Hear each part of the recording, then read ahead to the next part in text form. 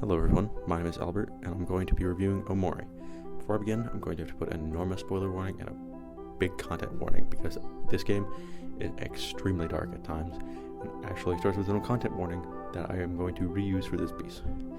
This game contains depictions of depression, anxiety, and suicide, and may not be suitable for all audiences. Viewer and listener discretion is advised. Now I'm going to need anybody who hasn't completed Omori to stop listening right now, because I am going to be spoiling the entire game. It is just so much better without any spoilers at all. It is a game best played completely blind if you don't know anything about it. Now, if you're still listening, then I hope that you have played the game all the way through. Or if you don't care about spoilers, you should leave anyway, because you might think you're not going to play this game, but you probably should. And also leave if you haven't played it all the way through. Gotta get to the end, because I'm spoiling the ending. Okay, so brief Omori summary. Omori follows a boy named Sunny, who experiences an extremely traumatic event 4 years prior to the events of the game. This event makes him stay locked in his house, sleeping most of the day and neglecting his health. When he sleeps, he imagines this escapist fantasy world full of pastel colors and his old friends as they were 4 years ago. He has been living through a loop of constantly coming so close to the truth about what happened 4 years ago, but never reaching the answer. The game starts 4 days before Sunny is supposed to be picked up and driven to his new house, where he and his mother are moving to, when he gets a knock on his door. His friend Kel has finally knocked on Sunny's door for the first time in 4 years. With Kel's help, he meets up with the rest of his friends and learns how the traumatic event, which he learns was his sister's death, affected his friends. When he returns to Headspace each night, the dreams begin to reveal more and more as the illusion of Headspace begins to shatter. Eventually, he learns the truth about his sister's death, which I have seen some people kind of confused about, so I'm going to explain it really fast. Basically, Sunny and Mari got into an argument before the day of the recital. Sunny pushed Mari, she fell down the stairs. Sunny thought she was dead. He was really freaking out because he thought that he killed his sister. But his friend Basil proposed the idea of framing it as a suicide, so Basil and Sunny hung Mari from a tree in the backyard. And the main something creature, the one with a big ol' eye, is a representation of that, which is something you find out at the end of the game. Time to start the actual review. I really like Omori, and it's probably one of my favorite games of all time, but it does have some pretty big glaring issues, especially pacing issues, and especially in the underwater highway and the last resort.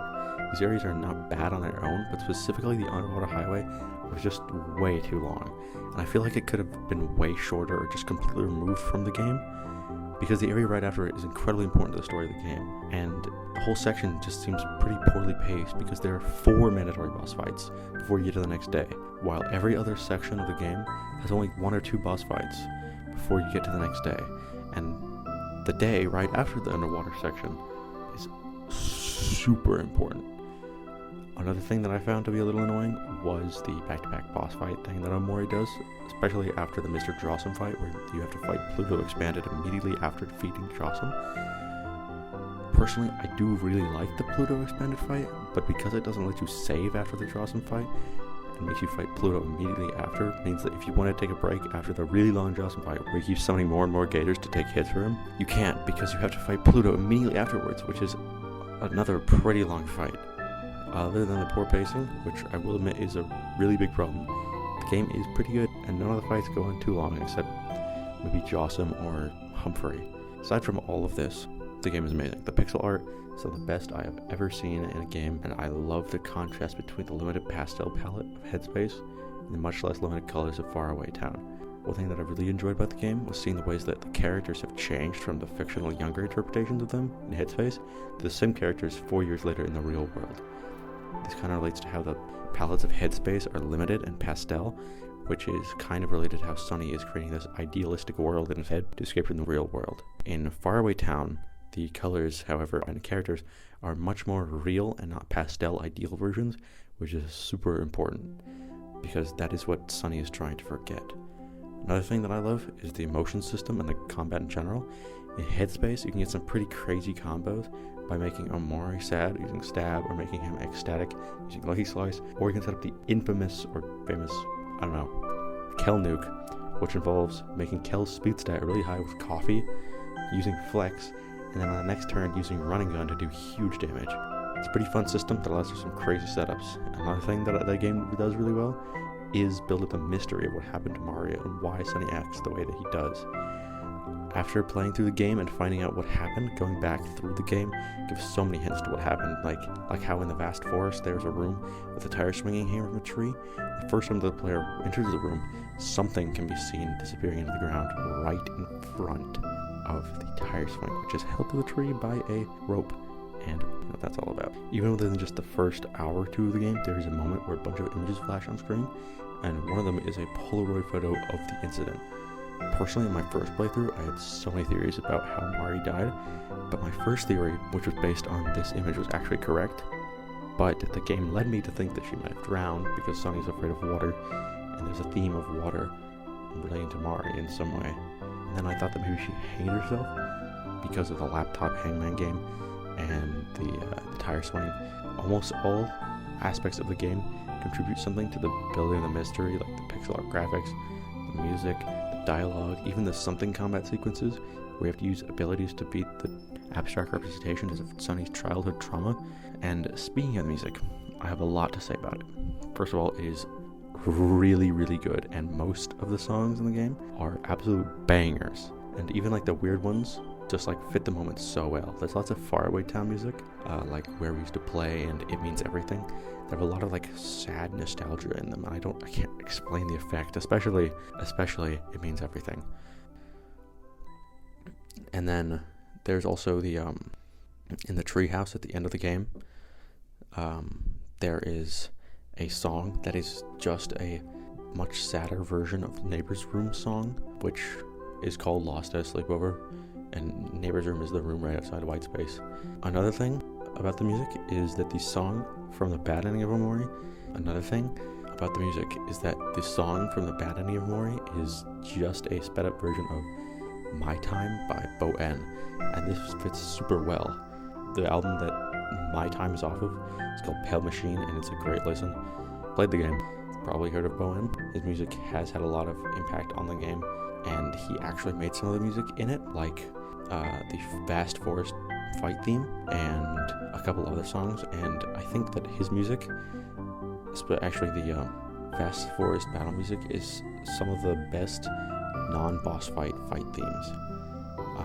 Something I also really like about the music in the game is a lot of it contains bits that are like reused to call back to other areas, like in the Neighbor's Room treehouse connection. Now, another thing that's super interesting to me is the game's themes. The character Omori is actually kind of an abstract representation of Sunny's depression and inability to move on. This is kind of shown by him being a monochrome version of Sunny's younger self. In fact, all the characters in Headspace are younger versions of himself because Sunny can't move on, and he's living in a fantasy dream world and neglecting his physical and mental health. Everywhere he goes, he's stalked by visions of something.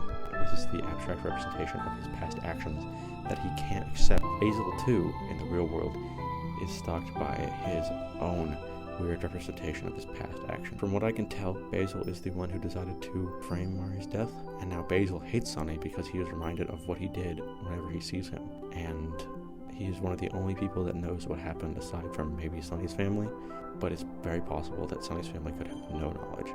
Although, in one part of the game, there is a shadowy figure of a man chopping down a tree, and whenever you talk to this man, he says, "You are not my son." So I feel like this is just straight up saying that Sunny's father knows what happened and left because of it. Now, in the good ending of the game, you actually help stop Basil from killing himself, but you get rushed to a hospital because you got stabbed in the eye. While unconscious, Sunny remembers all the good times he had with his friends in the memory lane section, and then with Sunny's new friends behind him, he picks up the violin and plays at the recital that he never got to play at, and began a battle with Sunny versus Omori. If Omori wins, then Sunny disappears forever and will never be able to accept what he did. But if Sunny wins, then Omori disappears and Sunny is able to accept what happened, and the game ends, the good ending, with a frame of Sunny standing in the doorway of Basil's hospital room with all of his friends gathered around Basil's bed. Then the screen goes dark with only the words, "I have something to tell you," on screen, implying that Sunny finally told his friends the truth. I don't know how well they took it.